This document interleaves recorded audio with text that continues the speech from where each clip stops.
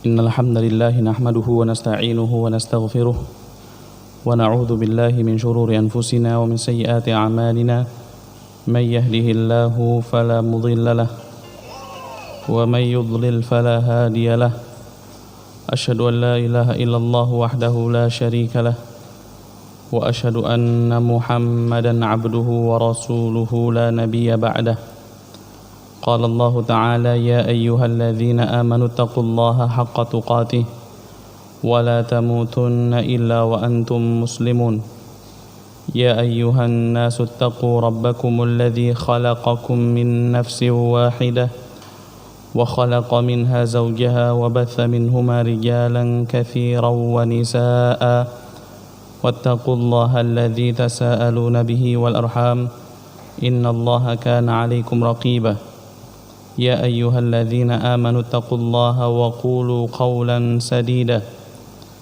يصلح لكم أعمالكم ويغفر لكم ذنوبكم ومن يطع الله ورسوله فقد فاز فوزا عظيما أما بعد فإن أصدق الحديث كتاب الله وخير الهدى هدى محمد صلى الله عليه وسلم وشر الأمور محدثاتها وكل محدثة بدعة وكل بدعة ضلالة وكل ضلالة في النار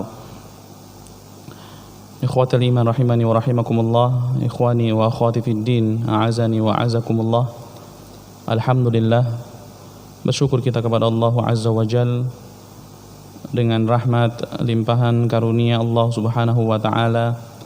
Allah Subhanahu wa Ta'ala memperkenankan kita untuk duduk di majelis yang kita adakan hari ini di Masjid At-Taufiq.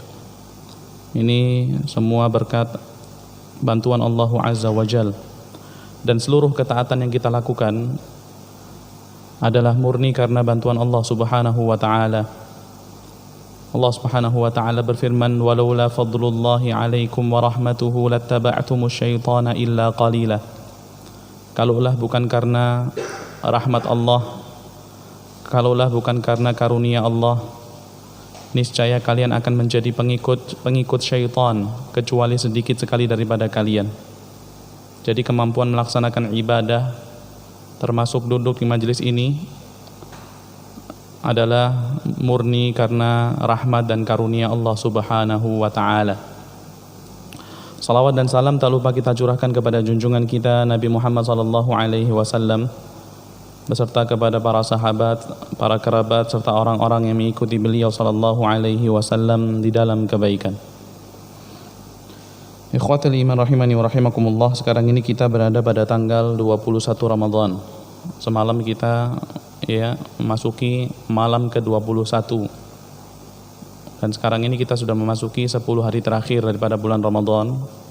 Ini adalah hari-hari yang istimewa di sisi Allah Subhanahu wa Ta'ala, sampai Allah Azza wa Jalla menjadikannya sebagai sumpah ataupun Allah Subhanahu wa Ta'ala menjadikannya sebagai media sumpah, menjadikannya sebagai media sumpah di dalam Al-Qur'an. Yang Allah Subhanahu wa Ta'ala katakan di dalam surah Al-Fajr, walayalin ashar, walayalin ashar, demi malam yang 10. Ini para ulama berbeda pendapat. Ada yang mengatakan malam yang ke-10 yaitu 10 hari pertama di bulan Dzulhijjah. Ada yang mengatakan 10 hari terakhir di bulan Ramadan. Kemudian mereka berbeda pendapat pula mana yang lebih afdal, 10 hari pertama bulan Dzulhijjah ataukah 10 hari terakhir bulan Ramadan. Sampai kemudian mereka sepakat pada satu kesimpulan. Mereka mengatakan kalau siangnya maka tentulah lebih awal 10 hari pertama daripada bulan Dzulhijjah. Karena Rasulullah sallallahu alaihi wasallam bersabda, ma min ayyamin al-amalus salihu fiha ahabbu ilallah min hadhil ashar. Tidaklah ada hari-hari yang amal saleh dilaksanakan ataupun ketaatan dilaksanakan di dalamnya yang lebih dicintai Allah ketimbang ketaatan yang dilaksanakan di 10 hari pertama bulan Dzulhijjah. Itu kalau siangnya. Tapi kalau malamnya para ulama mengatakan mereka sepakat bahwasannya yang paling afdal adalah 10 hari terakhir daripada bulan Ramadan.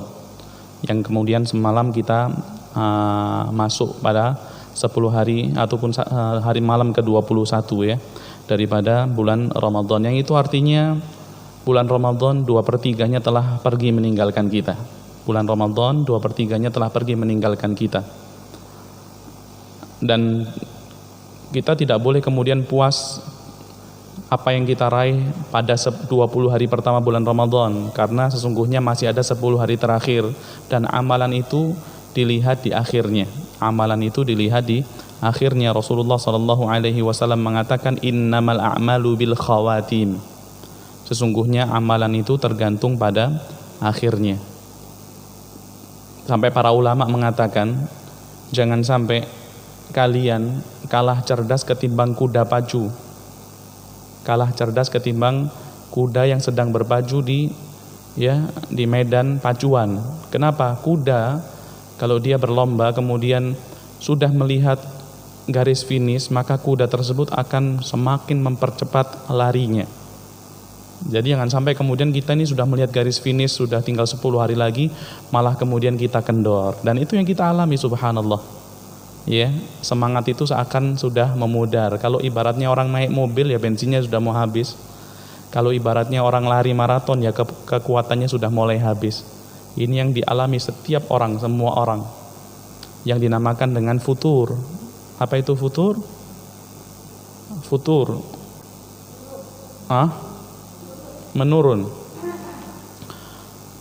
Futur fa ta waw ra.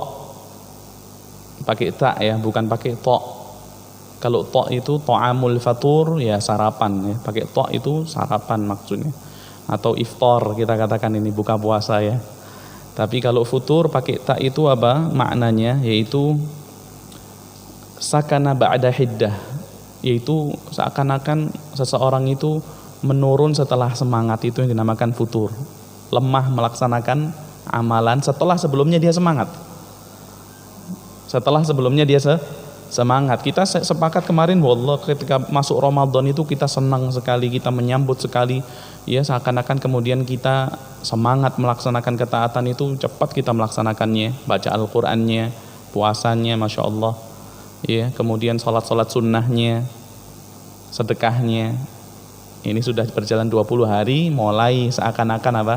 Kita itu kehabisan bensin, itu yang dinamakan dengan futur. Nah, kita ingin menghadapi situasi futur ini dengan sebaik-baiknya, dengan sebenar-benarnya. Karena situasi futur ini, Bapak-bapak, Ibu-ibu yang dirahmati oleh Allah Subhanahu wa taala, itu dialami oleh setiap orang.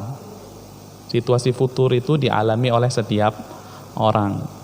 Jangankan penuntut ilmu, ustadznya juga kadang mengalami situasi futur. Jangankan ustadznya, para sahabat saja di zaman Rasulullah SAW juga terkadang mereka itu mengalami situasi futur.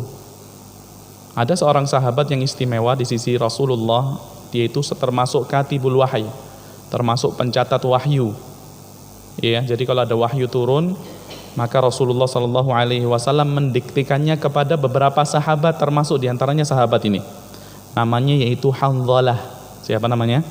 Hanzalah al-Usayyidi radhiyallahu an. Min kutabi Rasulillah SAW. Dia itu termasuk apa tadi? Sekretarisnya Nabi Muhammad SAW. Dia pernah mengatakan, Hanzalah ini pernah mengatakan, laqiyani Abu Bakrin faqala kaifa anta ya Hanzalah. Aku bertemu dengan Abu Bakar, kata Hanzalah. Kemudian Abu Bakar bertanya, bagaimana keadaanmu wahai Hanzalah? Apa kabarmu wahai Hanzalah? Maka kemudian Hanzalah mengatakan, qultu, aku mengatakan nafaqa Hanzalah. Aku mengatakan Hanzalah telah munafik. Subhanallah. Sahabat itu ya sangat khawatir terhadap iman mereka, sangat khawatir terhadap amalan mereka. Ketika melihat sesuatu yang berubah pada diri mereka, maka mereka itu merasa was-was, merasa khawatir ya. Sampai Hanzalah mengatakan apa? Nafaqa Hanzalah. Hanzalah telah menjadi munafik. Maka kemudian Abu Bakar mengatakan, subhanallah, ma taqul? Subhanallah, maha suci Allah, apa yang kau ucapkan wahai Hanzalah? Maka Hanzalah mengutarakan alasannya kenapa kok dia mengatakan bahwasanya dirinya telah munafik. Maka Hanzalah mengucapkan, nakunu inda Rasulillah sallallahu alaihi wasallam yudzakkiruna bin nari wal jannah hatta ka'anna ra'yu ain. Aku ataupun kita berada di sisi Rasulullah sallallahu alaihi wasallam, berada satu majelis dengan Nabi Muhammad sallallahu alaihi wasallam. Kemudian Rasulullah memperingatkan kita tentang surga, Rasulullah memperingatkan kita tentang neraka, hatta ka'anna ra'yu ain. Seakan-akan surga dan neraka itu tepat berada di hadapan mata kita. Jadi seakan-akan ketika mereka bermajelis bersama Nabi Muhammad SAW, iman mereka itu seakan-akan naik sampai seakan-akan mereka itu menyaksikan surga dan neraka. Ya. Fa idza kharajna min indi Rasulillah. Kemudian Hamdalah mengatakan, ketika kita meninggalkan majelis Rasulullah, afasnal azwaja wal aulada wad dhai'at, kita bercengkrama dengan pasangan-pasangan kita, dengan anak-anak kita, dengan pekerjaan kita, fanasina katsira, maka kita melupakan banyak hal yang kita dapati di sisi Nabi Muhammad sallallahu alaihi wasallam. Jadi seakan-akan mereka itu imannya menurun ketika sampai di rumah mereka. Ketika di sisi Rasulullah iman mereka itu naik, ketika mereka meninggalkan majelis Rasulullah iman mereka itu seakan-akan turun, tidak merasakan seperti apa yang mereka rasakan di majelisnya Rasulullah. Makanya Hamdalah itu mengatakan apa? Nafaqah Hamdalah telah munafik. Maka kemudian Abu Bakar mengatakan, fa wallahi inna lanalqa mithla hadza. Kata Abu Bakar, demi Allah, aku juga mengalami seperti apa yang kau alami. Ya, Abu Bakar juga khawatir. Ini sahabat ya, saya katakan tadi para sahabat itu ketika melihat ada yang minus pada amalan mereka, maka mereka merasa khawatir. Ketika mereka melaksanakan kemaksiatan kecil, mereka khawatir. Itu sahabat. Sampai dikatakan oleh Abdullah bin Mas'ud, para sahabat itu ketika melaksanakan kemaksiatan itu seakan-akan mereka itu duduk di sebuah gunung atau di bawah gunung yang besar. Di atas gunung itu ada sebuah batu yang besar, maka mereka khawatir batu itu akan jatuh menimpa tubuh mereka. Itu para sahabat. Bedanya dengan kaum munafikun di zaman Rasulullah, orang munafik itu apa? Yaradzunubahu kadzubabin. Mereka itu melihat, menganggap dosa mereka itu tidak lebih daripada seekor lalat. Marra ala anfi, yang mana lalat itu nempel, ataupun bahasa Jawanya menclok ya, bahasa Jakartanya apa? Hinggap di hidung mereka, kemudian cukup mereka kebaskan saja tangan mereka, maka lalat tersebut akan pergi meninggalkan mereka. Jadi orang munafik itu menyepelekan dosa, orang munafik itu menyepelekan amalan. Makanya kalau mereka sholat itu, mereka sholatnya males, mereka zikir itu zikirnya sedikit. Kenapa? Karena memang orang munafik itu menyepelekan amal-amal ketaatan. Beda dengan para sahabat. Sahabat itu merasa, kok beda ya aku ketika di rumah itu bersama istri, bersama anak, bersama pekerjaan itu beda sekali dengan keadaanku ketika bersama Rasulullah. Maka mereka khawatir sampai mengatakan mereka telah munafik. Maka kemudian mereka berdua ini, Abu Bakar dan Hamdalah ini, bergegas menemui Rasulullah SAW. Sampai kemudian di hadapan Rasulullah, Hamdalah mengatakan, ya Rasulullah, nafaqah Hamdalah. Ya Rasulullah, Hamdalah telah munafik. Diulangi lagi ucapannya yang diucapkan kepada Abu Bakar tadi. Maka kemudian Rasulullah SAW mengatakan, wa madzaka ya Hamdalah. Ada apa wahai Hamdalah, kok kau mengucapkan seperti itu? Maka alasannya sama. Ya Rasulullah, nakunu indaka tudzakiruna bin nari wal jannah hatta ka'anna ra'yu ain. Ya Rasulullah, kita itu berada di sekitarmu, di majelismu, di sisimu. Kau menyebutkan tentang surga, tentang neraka, seakan-akan surga dan neraka itu nampak jelas di mata kita. Fa idza kharajna min indika ya Rasulullah, ketika kita meninggalkan majelismu, ya, pergi dari sekitarmu, afasnal azwaja wal aulada wad dhai'at, kita bercengkrama dengan istri, dengan anak-anak, dengan pekerjaan, fanasina katsira, maka kita melupakan banyak apa yang kita dapati ketika kami bermajelis bersamamu ya Rasulullah. Maka Rasulullah SAW mengatakan nih, walladzi nafsi biyadih, demi zat yang jiwaku berada di tangannya, in law tadumuna ala ma takununa indi wa fi dzikri la safahatukumul malaikatu ala furushikum wa fi turuqikum walakin ya Hamdalah sa'atan. Rasulullah mengatakan, demi zat yang jiwaku berada di tangannya, jika kalian menetapi perbuatan ketika kalian berada di sisiku dan ketika kalian berzikir, maksudnya kalian itu imannya seakan-akan naik terus ya, maka kata Rasulullah, niscaya para malaikat akan menjabat tangan kalian di dalam setiap bentang perjalanan hidup dan langkah-langkah kalian. Namun wahai Hanzalah, ingatlah, kata Rasulullah, saatan. Memang terkadang ada saatnya. Ada saatnya iman itu naik, ada saatnya iman itu turun. Ada saatnya semangat ibadah, ada saatnya apa? Malas untuk ibadah. Makanya Rasulullah tidak biarkan begitu saja kemudian kita itu kebingungan. Rasulullah berikan resepnya, gimana sih caranya kalau lagi semangat kita turun itu apa yang harus kita lakukan, gitu loh ya. Maka Rasulullah mengatakan di dalam sebuah sabdanya, ya, Rasulullah mengatakan, inna likulli amalin syirrah. Sesungguhnya setiap amalan itu punya masa semangat. Ada itu rasa semangat ketika kita sholat tahajud itu kadang Masya Allah sebulan tidak ketinggalan ya, kadang ada ya gitu ya. Tapi kadang nanti menurun, kemudian tidak pernah tahajud lagi 3 hari sampai seminggu gitu ya. Karena kata Rasulullah sesungguhnya setiap amalan itu punya masa semangat. Walikulli syirratin fatrah, kata Rasulullah. Dan setiap semangat itu terkadang ada saat malasnya. Ada saat malasnya. Faman kanat fatratuhu ila sunnati faqad aflah. Maka kata Rasulullah, barang siapa yang masa malasnya itu diarahkan kepada sunnahku, maka sungguh dia telah beruntung. Nanti dijelaskan apa yang dimaksud ketika malas diarahkan kepada sunnah Rasulullah sallallahu alaihi wasallam. Maksudnya gini, maksudnya ketika tiba masa malas itu ya minimal yang wajib tidak pernah ditinggalkan. Contohnya sholat. Kita ketika masa semangat itu kita nggak pernah ketinggalan sholat sunnah rawatib. Selalu kita kerjakan sholat sunnah rawatib, sholat duha, sholat tahajud ketika semangat.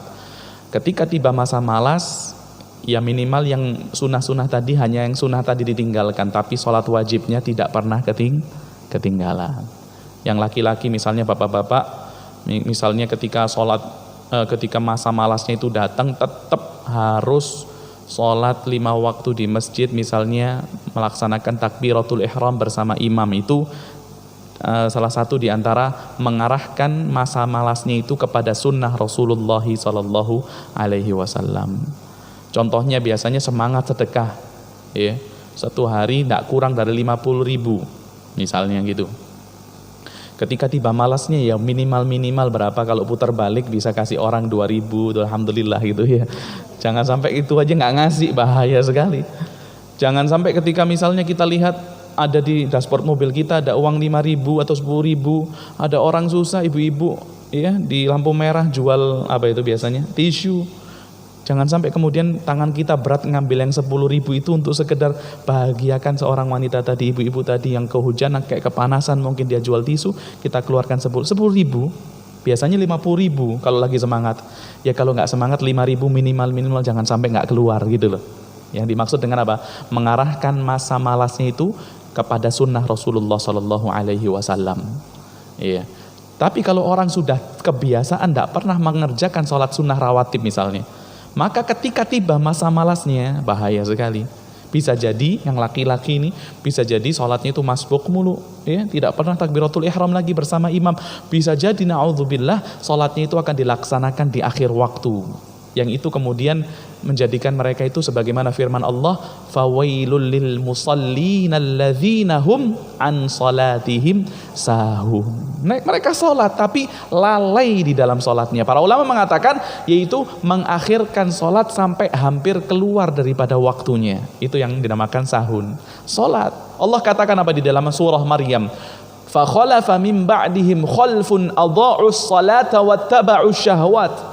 Kelak akan ada generasi-generasi yang datang setelah mereka. Apa itu? Adha'us salat. Mereka itu apa? Menyepelekan salat. Mereka salat, bukan tidak salat. Mereka masih meyakini kewajiban salat, tapi apa? Menyepelekan salat. Biasanya ya kalau kita Ramadan pertama itu subhanallah habis sahur itu baca Quran mushaf Masya Allah mungkin setengah juz, kemudian sholat isyraq ya, sholat syuruk, kemudian mungkin mau istirahat ya, mungkin nanti bangun jam 10 sholat duha, baca Al-Quran sampai zuhur, itu biasanya di awal Ramadan. Tapi lihat coba sudah akhir Ramadan sekarang ini, habis subuh tidur sampai jam 3 kurang seperempat. Asarnya jam 3:04 soalnya. Atau jam 3 pas dia bangun. Dia yakin wajib saya ini puasa. Wajib apa? Sholat. Rukun sholat itu lebih penting, lebih besar daripada rukun puasa. Kan rukun sholat nomor 2, puasa nomor berapa? Loh, 4. Ada di dalam satu riwayat 4, ada yang dalam satu riwayat nomor 5 bahkan. Setelah haji, saum Ramadan kata Rasulullah, puasa Ramadan. Yang ketiga kan zakat, betul ya? Oke. Mereka yakin kalau puasa itu harus sholat, maka mereka tetap bangun jam 3 untuk sholat apa? Zuhur. Sholat zuhur jam 3. Wudhu, sholat zuhur 10 menit. Kan sekarang jam 3, 15, 12 itu azan kalau nggak salah. Assalamualaikum azan asar. Masya Allah. Bangkit lagi, berdiri lagi. Allahu Akbar, sholat asar. Ini sholat asar dengan wudhu sholat zuhur. Bukan karena jaga wudhu, tapi karena apa? Sholat zuhurnya di akhir waktu, sudah injury time baru sholat zuhur. Habis itu tidur lagi. Bangun-bangun jam 5:30. Masuk kamar mandi langsung 1 bak itu dihabiskan. Baru kemudian sholat asar, duduk di meja makan. Lah kayak gini puasanya seperti gimana? Iya? Jangan sampai puasa kita seperti kemudian banyak juga yang melandaskan nih kepada yang dikatakan hadis Rasulullah Shallallahu Alaihi Wasallam, apa itu naumus shaimi ibadatun, tidurnya orang puasa itu ibadah. Masya Allah, ini hadisnya setelah diteliti oleh Asy-Syaikh Al-Albani rahimahullah, bahwasanya hadis ini sanadnya dhaif. Ya, naumus shaimi ibadatun, tidurnya orang puasa itu ibadah. Wa sumtuhu tasbihun, diamnya itu tasbih. Wa amaluhu mudha'afun, amalannya itu dilipat gandakan. Wa du'auhu mustajabun, doanya itu mustajab. Itu hadisnya dhaif. Ya, tidak bisa seseorang beramal berlandaskan dengan hadis yang dhaif. Tapi bisa jadi terkadang tidurnya seseorang itu nilainya ibadah. Gimana itu? Saya katakan hadisnya dhaif, tapi saya katakan sekarang bisa jadi tidurnya seseorang itu bisa dinilai ibadah. Tidur yang seperti apa? I'tikaf. Tidur i'tikaf, benar. Itu contohnya. Contohnya ketika i'tikaf antum tidur dinilai ibadah. Tidurnya orang dinilai ibadah itu ketika tidurnya itu diniatkan untuk agar tubuhnya itu kuat, ya, agar kemudian segar lagi badannya untuk melaksanakan ibadah. Nah, kalau kayak gitu tidurnya dinilai ibadah. Para ulama, Al-Imam An-Nawawi juga mengatakan annal mubah idza qasada bihi wajhullah. Perkara yang mubah kalau diniatkan untuk meraih keridhaan Allah, shara ta'atan, maka bisa menjadi perkara ketaatan. Apapun itu, mau tidur, makan, mubah kan? Kalau makan niatnya agar semangat ibadah, agar kuat badannya untuk berdiri melaksanakan qiyam misalnya. Kemudian buka puasa 3 piring. Gimana itu? Nggak bisa juga ya, cukupnya saja. Malah bikin malas banyak makan itu. Bikin malas banyak makan itu ya. Saya pernah kasih contoh kalau nggak salah di sini. Ini kejadian nyata juga. Orang ketika saya sholat di Masjid Al-Fattah Jatinegara, itu tahun 2017 kalau nggak salah, itu kita baca pada malam ke-7 itu kita baca juz 7. Kalau saya masih ingat benar itu kisahnya. Ketika kita baca kisahnya Nabi Ibrahim, ada itu di juz 7, Nabi Ibrahim. Kalau ibu-ibu mau lihat nanti di Quran Mushaf Madinah itu, coba dibuka di halaman 137,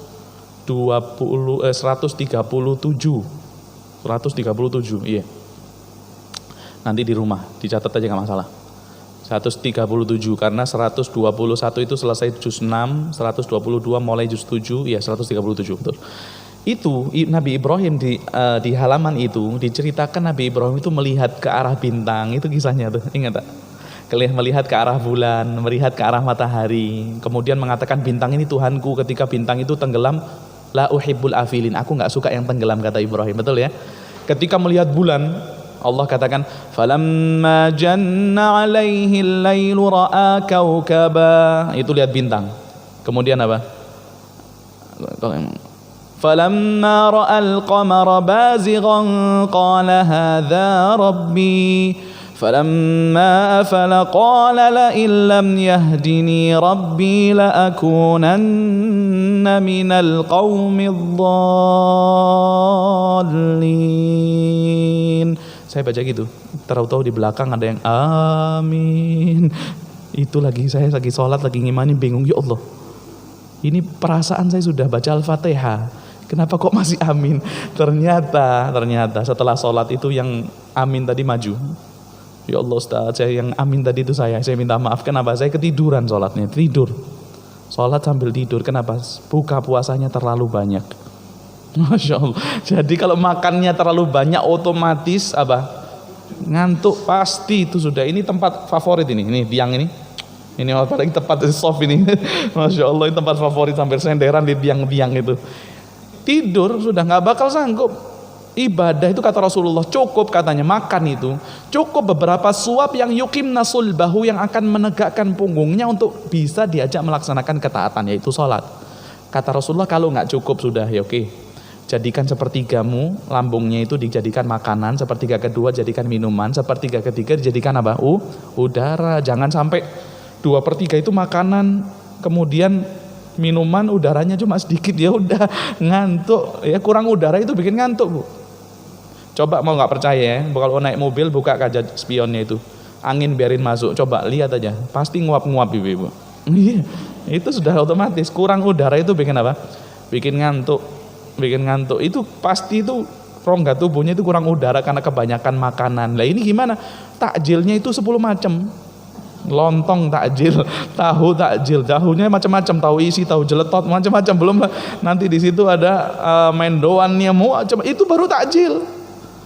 Dimakan sampai banyak, full, sampai kemudian komat, dia bangkit kemudian sholat. Ini di masjid, subhanallah, sekarang di masjid makanan melimpah, betul nggak? Antum yang buka puasa di masjid, makanan melimpah. Apalagi zaman sekarang, datang orang untuk buka bersama di masjid sedikit, yang nyumbang banyak. Katanya mubadzir. Dimakan, habis itu sholat, habis itu makan lagi, masih ada nasi padangnya lagi, masih ada nasi, dimakan semua. Makanya subhanallah, sholatnya nggak kuat. Jadi mubah yang seperti apa? Kalau kebanyakan juga bukan ketaatan. Tidur kebanyakan, coba apa bisa dikatakan ketaatan? Ya tadi itu, habis waktu, nggak bisa baca Quran, nggak bisa zikir, nggak bisa sholat duha. Kenapa? Perkara mubahnya terlalu banyak. Tidur tadi habis subuh sampai jam 3 tadi, ya percuma. Makan juga seperti itu. Tapi mubah yang kalau kita laksanakan sekedarnya, kalau kita niatkan untuk ibadah, maka mubah itu akan bernilai pahala di sisi Allah. Contohnya orang olahraga itu mubah, tapi kalau olahraganya diniatkan supaya sehat, supaya jauh daripada virus, supaya nggak kena penyakit, supaya semangat ibadah, nah itu olahraganya bisa menjadi apa? Ibadah. Tapi Rasulullah mengatakan apa? Faman kanat fatratuhu ila ghairi dzalik, tapi siapa yang masa malasnya itu tidak diarahkan kepada sunnahku, faqad halaka, maka dia adalah orang yang binasa. Nah, contohnya kita malas sholat tahajud, sunnahnya gimana? Ayo, lagi malas ini sholat tahajud, ya Allah, biasanya gampang bangunnya, ini kok berat, capek, kayak badan itu capek sekali. Sunnahnya gimana? Sholatlah meskipun dengan duduk, betul nggak? Sunnah, sholat sunnah boleh dengan apa? Duduk. Para ulama sepakat sholat sunnah boleh dilaksanakan dengan duduk. Makanya kalau bapak-bapak ada orang tahu-tahu datang ke masjid, tahu-tahu duduk langsung Allahu Akbar, dia sholat sunnah itu, ya jangan diprotes kalau dia apa? Kalau dia sholat melaksanakan sholat dengan duduk. Kalau dia melaksanakan sholat sunnah dengan, meskipun tidak sakit itu boleh, ya. Para ulama berbeda pendapat. Kalau pertama kali masuk masjid, apakah boleh langsung duduk atau harus sholat dengan berdiri dulu baru melaksanakan sholat dengan duduk. Tapi kalau ada orang tiba-tiba Allah sholat sunnah duduk, atau teman antum sehat-sehat saja jalannya ke masjid bareng kok tapi sholatnya duduk, yaitu sholat sunnah boleh dilakukan dengan duduk. Itu sunnah bahkan. Kalau perlu kita lakukan sekali-sekali sunnah, ya. Seperti sholat dengan sendal sunnah, ya. Tapi kalau di sini jangan, ya. Sholat dengan sendal sunnah itu, ya, dilaksanakan oleh Rasulullah, ya. Jadi sunnahnya itu banyak sebenarnya solusi. Kalau kita lagi malas itu banyak untuk solusi ibadah, ya. Dan harus kita yakini, ibu-ibu, selagi kita manusia, maka kita tidak akan pernah terlepas daripada beberapa hal nih. Selagi kita manusia, kita tidak akan pernah terlepas daripada beberapa hal. Yang pertama, malas. Yang namanya manusia pasti ada masa malesnya. Kenapa? Kalau nggak malas bukan manusia, dia malaikat. Oh benar, kalau nggak malas bukan manusia, berarti apa dia? Malaikat. Allah Subhanahu wa ta'ala mengatakan malaikat itu kalau zikir la yafturun, tidak pernah malas. Malaikat itu kalau zikir tidak pernah malas. Nih, dilihat di surat Al-Anbiya ayat 20. Al-Anbiya ayat 20, Allah berfirman, yusabbihuna al-laila wan-nahara la yafturun. Mereka itu kalau tasbih di malam, di siang hari itu la yafturun, tidak pernah futur. Tadi saya ulang ya, fatara, ya, mana? Ini bahasan kita. Sifatnya malaikat apa? La yafturun.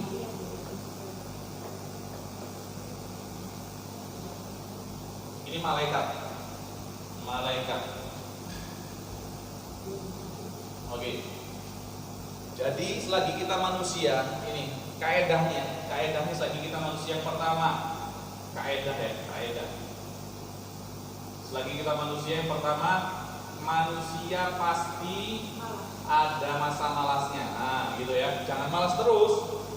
Kalau malas terus ini apa ini manusia? Harus ada semangatnya. Ada malas juga gitu loh. Jangan malas terus. Pasti ada masa malasnya.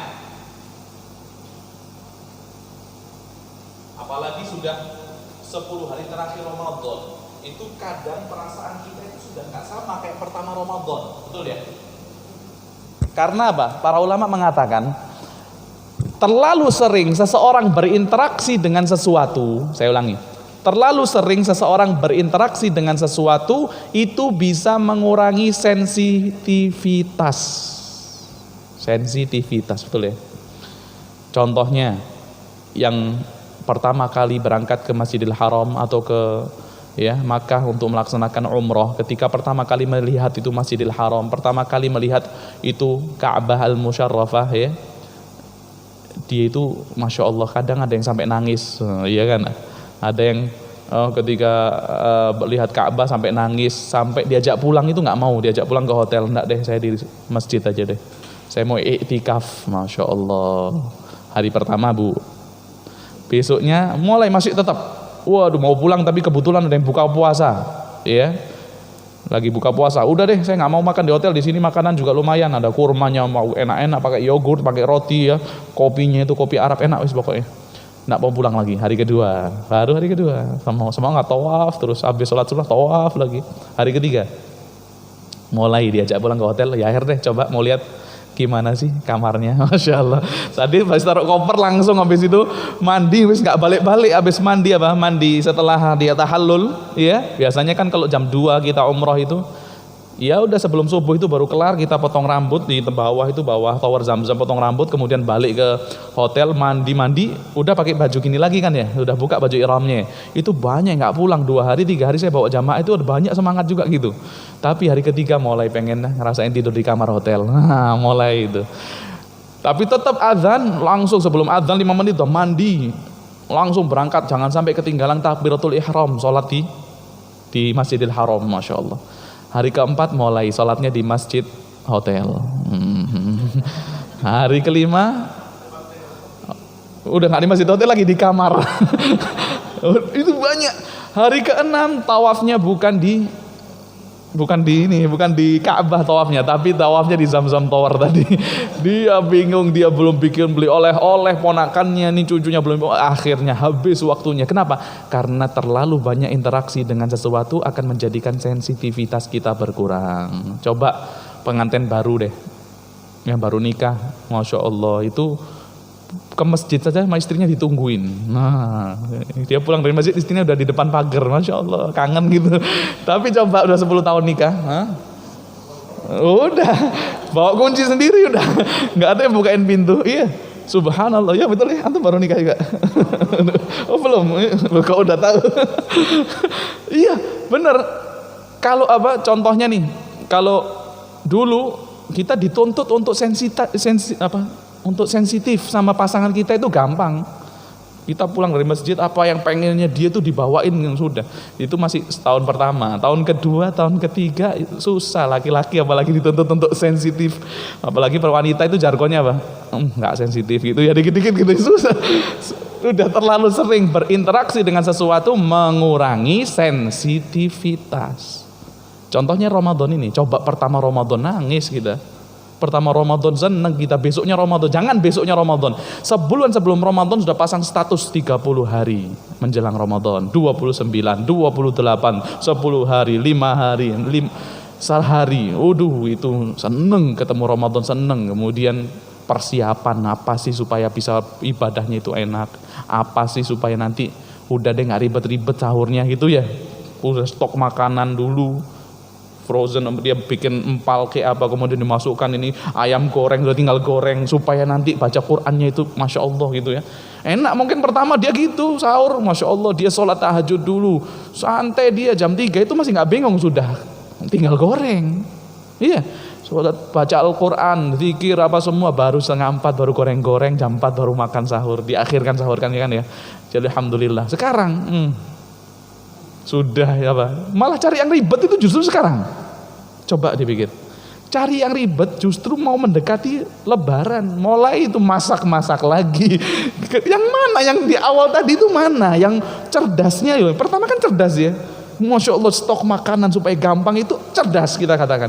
Di akhir malah dia bikin masa ini, bikin bukber, bikin waduh undangan bukber, reunian SMP, SMA, reunian kuliah, datang semua, habis waktunya, hilang cerdasnya.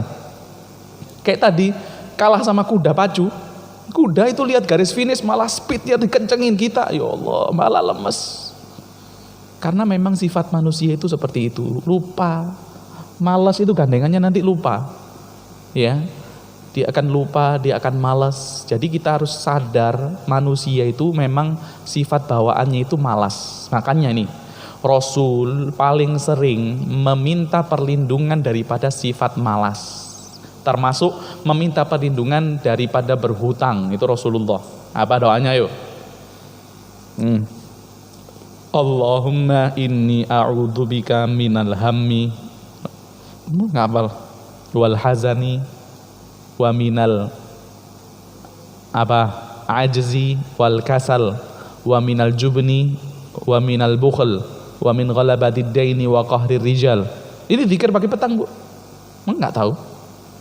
Allahumma inni a'udzubika minal hammi wal hazani wa a'udzubika minal ajzi wal kasali wa a'udzubika minal jubni wal bukhli wa a'udzubika min ghalabatid daini wa qahrir rijal. Ada 8 perkara yang tiap hari Rasulullah tidak pernah tidak meminta perlindungan daripada perkara-perkara tersebut, yaitu ham, gundah gulana, hazan, kesedihan. Itu mempengaruhi ya pikiran ya.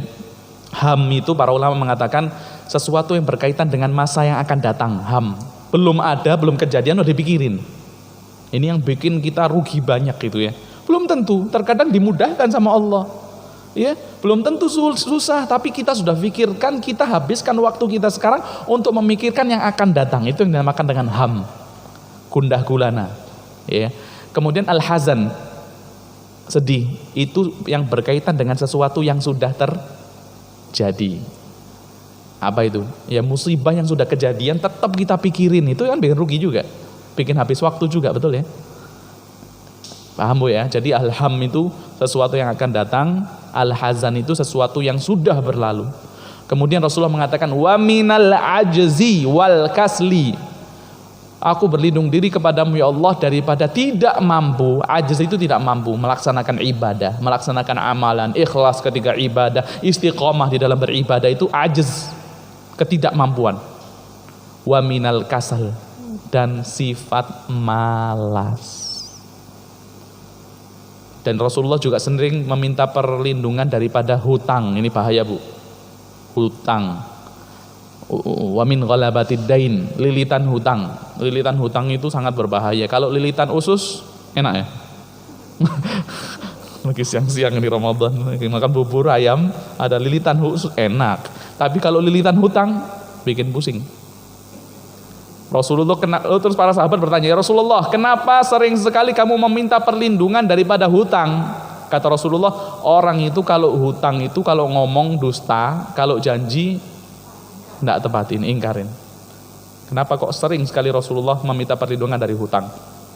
Terus Umar bin Abdul Aziz mengatakan, utang itu hammun bil laili wa madhallatun bin nahar. Gundah gulana di malam hari dan kehinaan di siang hari. Itu hutang. Jadi kalau bisa jangan ngutang. Kalau nggak penting-penting amat jangan hutang. Karena itu yang bisa menjadikan kita dusta, bisa menjadikan kita tidak menepati janji, ya, bisa menjadikan kita hina di siang hari ketika bertemu orang yang kita utangin, ya. Utangin, kalau utangin kita kasih uang dia, ya. Kalau kita utang sama dia, apa namanya? Orang yang kita berhutang dari dia gitu ya. Panjang banget bahasanya. Orang yang piutang, ya. Kita kalau banyak utang nggak bisa amar ma'ruf, Bu, bener nggak kira-kira? Susah untuk amar ma'ruf. Ibu misalnya dulu punya temen kalau ngomong nggak bener masalah agama, karena ibu udah ngaji, gampang aja untuk counter. Itu nggak boleh, nggak ada contoh, nggak ada panutannya, nggak ada contohnya, ya. Sunnahnya seperti ini, seperti ini, seperti ini, seperti ini. Cepat kita untuk counter, cepat untuk kita bantah mungkin syubhat mereka. Tapi coba utang aja coba sama dia 10 juta, 3 bulan belum bisa bayar. Dia ngomong, kita nggak berani itu ngomong, nggak berani negur, betul ya? Mulai nggak berani kita kemudian, oh salah, nggak berani, kenapa? Utang kok sama dia 10 juta 3 bulan belum bayar. Uang ini Masya Allah bikin orang itu nggak bisa amal ma'ruf, itu kadang perkara uang. Saya pernah punya teman, ini kejadian nyata. Dia gitu udah ngaji, dia punya teman suka ngomong, karena mungkin nggak disaring ya apa yang didapatkan dari media, Facebook, YouTube, apa yang bid'ah itu disampaikan apa. Tapi sama teman saya ini karena dia udah ngaji, suka di counter. Nggak gitu, yang benar itu nggak kayak gitu, itu nggak ada contohnya, itu bid'ah gini udah. Subhanallah, ini orangnya ini royal, mau duit itu nggak pakai ngitung. Ditelepon teman saya ini yang suka apa, yang suka tadi nyalain dia, yang ya untuk membantah syubhat dia, itu ditelepon. Ente dagang apa sekarang? Ada dagangan madu nih, ada berapa apa namanya, kalau madu Arab itu jirigen ya, yang 7 kilo itu. Ada nih 3 jerigen, ya udah bawa semua ke sini, enggak pakai ditawar harganya. Enggak pakai apa? Ditawar harganya. Dibawa, berapa duitnya? Sekian, langsung. Nih. Diambil lagi dari kantongnya, amplop. Dimasukin di kantongnya. Hadiah. Syukron jazakallah khair. Udah, ayo ikut anak kemana? Ayo jalan ke rumah fulan. Naik mobil bareng. Di mobil ini yang tadi beli madu nggak pakai nawar, yang kasih hadiah tadi ngomong lagi masalah agama ngaco-ngaco tadi, karena mungkin dia yang dapat dari media apa semua. Subhanallah, ketika dia ngomong ya nggak benar sebenarnya, ditanya sama yang tadi, ya bagi kira-kira menurut antum gimana? Ya bisa jadi gitu juga. Mulai nggak berani counter. Subhanallah. Makanya Rasulullah paling sering berlindung diri daripada perkara hutang, di samping berlindung diri daripada perkara malas. Oke, yang kedua, selagi kita manusia, udah nggak usah ditulis, saya pelan-pelan. Selagi kita manusia, pasti kita akan terjerumus ke dalam perbuatan dosa, dan itu bisa menurunkan iman. Selagi kita manusia, pasti akan terjerumus ke dalam perbuatan dosa, dan itu bisa menurunkan iman.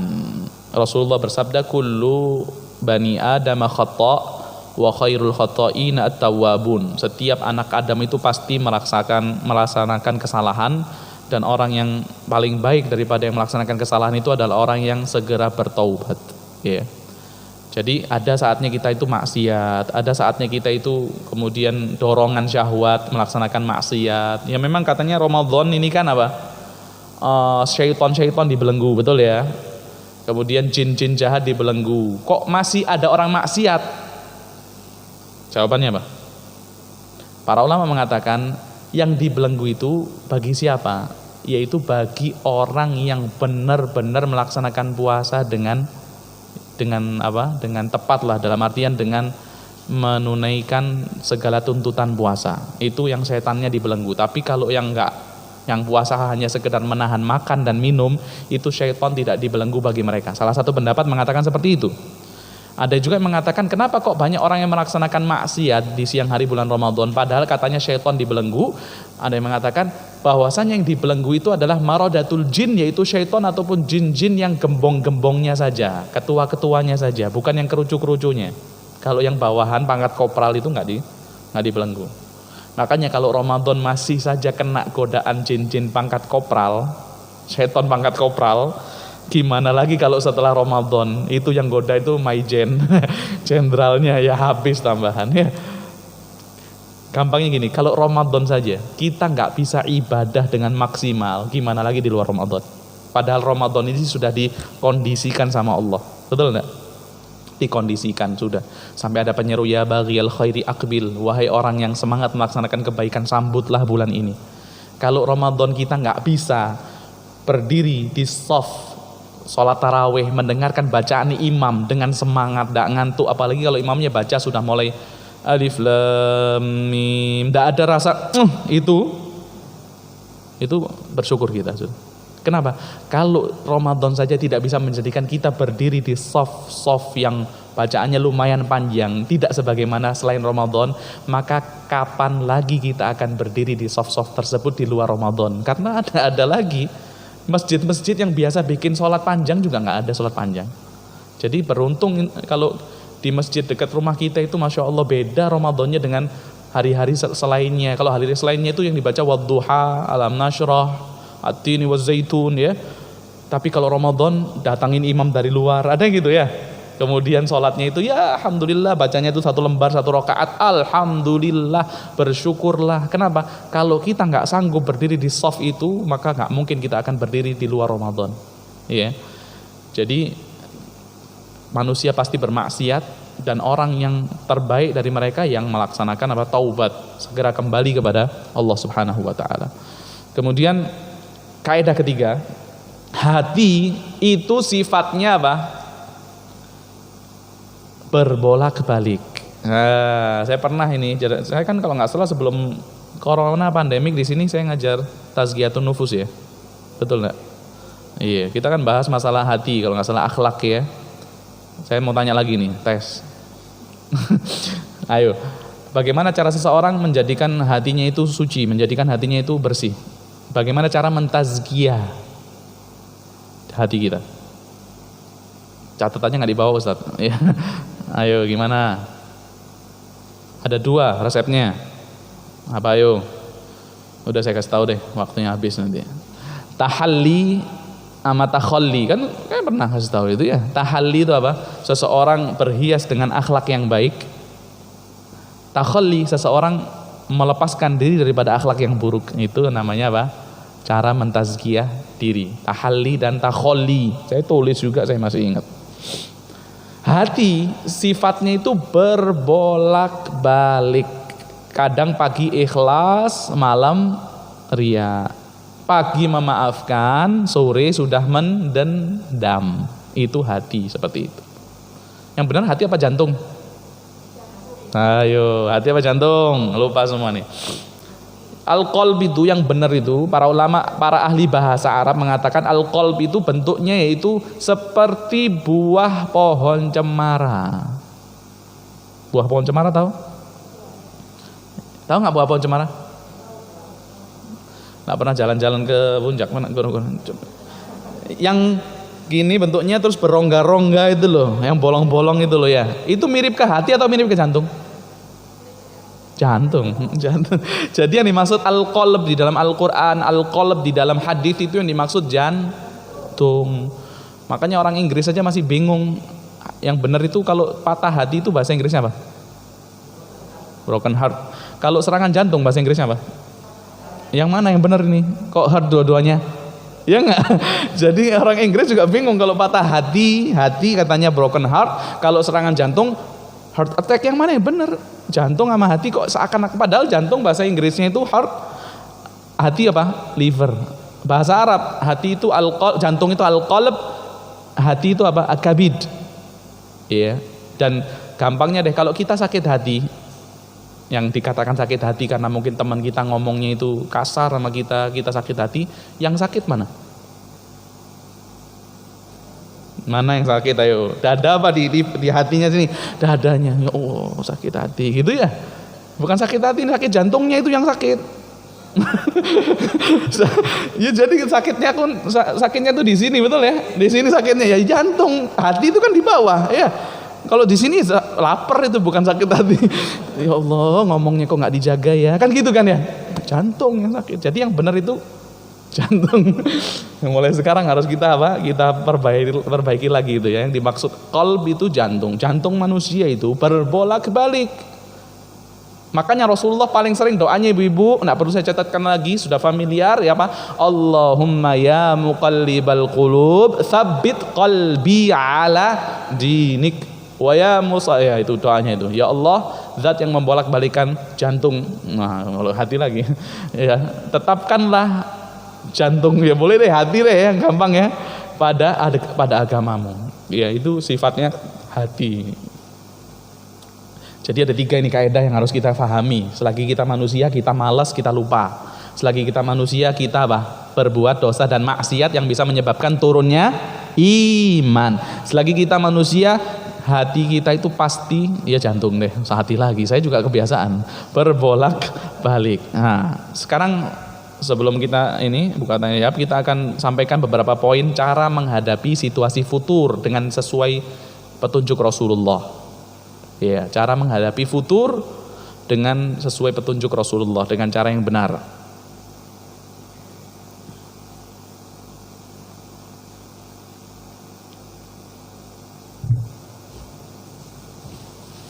Yang pertama, al-isti'anatu billah, memohon pertolongan kepada Allah. Ini kembali kepada ucapan saya di awal kajian tadi, kita bisa melaksanakan ketaatan karena bantuan Allah.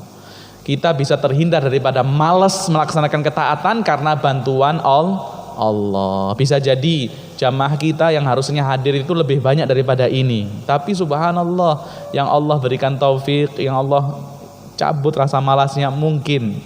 Tapi kita tetap harus berhusnudzon kepada yang nggak hadir. Bisa jadi kita yang terpilih. Ketika ini kita datang panas-panas, kita tetap datang untuk duduk di majelis ini, maka ini murni pertolongan Allah. Jadi minta tolongnya sama siapa? Allah. Pengen dihindarkan daripada godaan hawa nafsu. Oke deh, nggak ada setan. Yang ada hawa nafsu yang selalu mengajak kepada perbuatan yang buruk. Minta bantuan kepada pemilik jiwa tersebut, yaitu Allah. Sampai ada satu ulama yang memberikan gambaran kepada salah satu muridnya. Nih, salah satu muridnya. Ketika dia mengatakan, "Hai muridku, kalau kamu lewat satu jalan, lewat satu lorong, yang di situ ada anjing yang suka menggonggong siapapun yang lewat lorong tersebut. Dia selalu menghalangi orang yang lewat lorong tersebut. Maka apa yang kamu lakukan?" "Ya saya akan mundur. Kalau dia saya lihat udah nggak ada lagi, saya maju. Kalau dia muncul lagi, ya saya mundur lagi. Kalau dia nggak ada, baru saya maju. Kalau dia muncul lagi, saya mundur lagi," kata muridnya. Maka kata gurunya, "Innahu latawil." Itu berbelit-belit kamu itu terlalu terlalu bertele-tele. Salah kamu, caramu gitu salah. Loh, terus gimana cara yang benar? Ya tinggal kamu itu panggil yang punya anjing. Panggil yang punya anjing, suruh masukin anjingnya, baru kamu lewat. Kamu akan aman lewat. Jadi nggak perlu kita itu sama syaitan itu kita kucing-kucingan sama syaitan sama hawa nafsu itu. Kita cukup minta pertolongan kepada pemilik jiwa tersebut, yaitu Allah. Kita cukup minta perlindungan kepada pemilik kita, di pencipta daripada syaitan. Makanya kita mengatakan ketika membaca surah An-Nas, ya, qul a'udzu birabbin nas, malikin nas, ilahin nas, min syarril waswasil khannas. Kita meminta perlindungan dengan Robnya manusia, penguasa manusia, min dari apa? Syarril waswasil khannas, daripada buruknya ya was-was yang ditiupkan. Akhirnya apa? Wa minal jinnati wan nas. Karena syaitan itu tidak melulu dari bangsa jin. Syaitan juga ada yang dari bangsa manusia. Jadi Ramadan ini kalau bisa ya kita berteman pilih-pilih lah. 10 hari terakhir ini kalau berteman pilih-pilih. Karena apa? Karena kalau kita nggak pilih-pilih, ada aja nanti yang hubungi HP kita, ngomong di mall ini ada diskon, di mall ini ada harganya itu price list itu sangat rendah lagi. Yaudah kita ke mall, ayo kita ngabuburit sekalian, kita belanja sekalian, kita beli baju apa? Baju lebaran. Habis waktu kita akhirnya gara-gara teman yang nggak kita selektif, kita nggak seleksi ya, akhirnya ngajak kita untuk menghabiskan waktu ke tempat-tempat yang seperti itu. Tapi kalau teman kita baik, teman kita itu orang yang senantiasa ibadah ya, maka insya Allah akan ngajak kita ke kajian, ngajak kita ke tempat yang baik-baik, sholat taraweh, i'tikaf kalau perlu, kalau masjidnya dibuka ya. Tapi kalau nggak dibuka ya jangan i'tikaf. Iya, kita harus meminta perlindungan kepada Allah, khususnya di bulan Ramadan ini. Para ulama mengatakan Ramadan itu sangat erat kaitannya dengan doa. Ramadan itu sangat erat kaitannya dengan doa. Karena kalau kita lihat di dalam surah Al-Baqarah 183 yang membahas ayat-ayat tentang puasa. Ya ayyuhalladzina amanu kutiba alaikumus shiyam, itu Al-Baqarah 183 sampai beberapa ayat setelahnya. Pada ayat 186 ibu-ibu, Allah berfirman, wa idza sa'alaka ibadi anni fa inni qarib. Ketika hambaku bertanya kepadamu tentangku, maka sesungguhnya aku dekat, kata Allah. Ujibu da'watad da'i idza da'an, aku mengijabahi permohonan siapapun yang meminta kepadaku, falyastajibu li wal yu'minu bila'allahum yarshudun. Maka laksanakanlah perintahku, beriman kepadaku agar mereka termasuk orang-orang yang mendapatkan jalan yang benar. Para ulama mengatakan kenapa ayat tentang doa ini diletakkan di sela-sela ayat tentang puasa, menunjukkan eratnya ikatan ya, kaitan antara puasa dan doa. Orang yang puasa itu doanya mustajabah loh, tahu nggak? Rasulullah mengatakan salasatun la turaddu da'watuhum, 3 golongan yang doa mereka tidak akan pernah tertolak. Salah satunya apa? As-shaimu hatta yuftir, orang yang puasa sampai dia berbuka, doanya itu pasti mustajab. Iya. Kemudian waktu sahur adalah waktu yang istimewa untuk berdoa. Yanzilu Rabbuna tabaraka wa ta'ala kulla lailatin ila sama'id dunya hina yabqa thuluthul laylil akhir. Rabb kita Allah tabaraka wa ta'ala turun ke langit dunia setiap malam ketika menyisakan sepertiga malam terakhir, waktu sahur. Allah tanya siapa yang doa, aku akan ijabahi doanya. Siapa yang minta, aku akan ampun, aku akan berikan permintaannya. Siapa yang memohon ampun istighfar, aku akan ampuni dosa-dosanya. Jadi waktu sahur itu waktu juga yang mustajab. Kemudian waktu berbuka puasa itu adalah waktu yang mustajab juga untuk berdoa. 3 waktu ini. Secara umum itu puasa, kemudian yang pertama yang setelahnya sahur, kemudian yang berikutnya ketika berbuka puasa, yaitu kata Rasulullah salasatun la turaddu da'watuhum, 3 golongan yang tidak akan pernah tertolak doanya, as-shaimu hina yuftir. Salah satunya yaitu orang yang berpuasa ketika dia berbuka. Tapi pertanyaannya ibu, kita gunakan apa waktu kita ketika sahur? Kita gunakan waktu apa kita ketika siang hari Ramadan? Kita gunakan apa waktu kita ketika berbuka puasa? Itu pertanyaan. Sahur, udah mulai sahur aja kita lihat. Itu kalau buka televisi, kalau nggak lihat yang mungkin ada sirah ya, kalau nggak salah ya, sirah Umar bin Khattab ya, itu masih lumayan, masih bagus daripada lihatnya kayak model acara-acara yang nggak bermanfaat deh, ya lawak-lawak itu sahur. Yang habis waktu kita, ya Allah lihat ketawa-ketawa, waktu sahur habis nggak bisa doa kita. Ketika siang hari Ramadan kita gunakan untuk apa waktu kita? Ketika berbuka puasa juga coba. Ini kesempatan kita untuk minta sama Allah. Doa itu senjata kita, senjata daripada tadi semua agar terhindar daripada yang kita sebutkan tadi. Terhindar daripada sifat malas, lupa, bermaksiat, ya, godaan hawa nafsu, berbolak-baliknya hati kepada arah yang tidak kita kehendaki, ya. Itu kita minta pertolongannya kepada Allah dengan doa. Doa itu senjatanya para nabi. Kalau kita buka di dalam Al-Qur'an di surah Al-Anbiya lagi, surat Al-Anbiya juz 17. Surah Al-Anbiya itu mulai surat Al-Anbiya mulai halaman ini.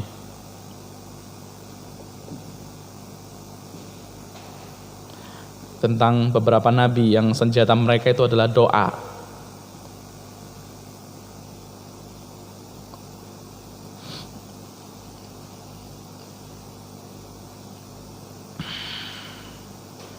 Bukan Anbiya ya? Oh bukan. Surat apa ya?